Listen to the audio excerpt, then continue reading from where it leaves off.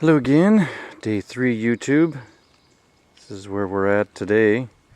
We had some rain last night, so luckily we were able to finish putting down all the subfloor, and we actually put down for what the guy at the home center said was better than the OSB. So we bought some plywood. It was just a little bit more expensive than putting standard OSB down. Seems to be really sturdy. It's all squared up.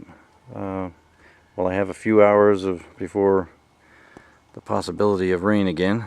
It looks pretty ugly again. I'm laying out for my trusses. This seems like the next step that everybody else on YouTube was doing. Before you put up the walls, you have a nice flat area to work on. Might as well set them up. So I'm setting up. I don't want to go into a whole bunch of mathematical equations and stuff like so many people on YouTube do.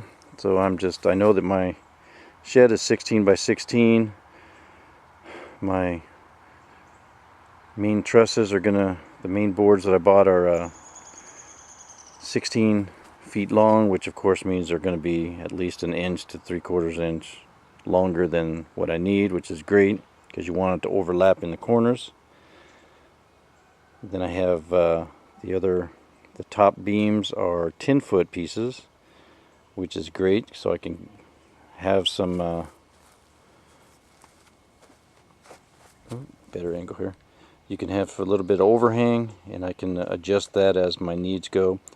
From what I'm understanding from most of the people on YouTube, they don't go more than 12 inches of overhang, which is fine for me because of the angle of the roof. Is going to be pretty much this way. I'm going to have my doors along this particular wall, which means the water runoff is going to come at the angle of the door. But for the best slope for the yard and for where I'm putting my interior wall, these beams will sit. There'll be an interior wall right down the middle of this shed as well. So these trusses are going to sit on both edges and the center wall for half of it, and then I'm going to run another beam, like a header beam, from the rest of the opening up to the other wall, so that the trusses will have a center beam to sit on all the way across as well, just to help support them.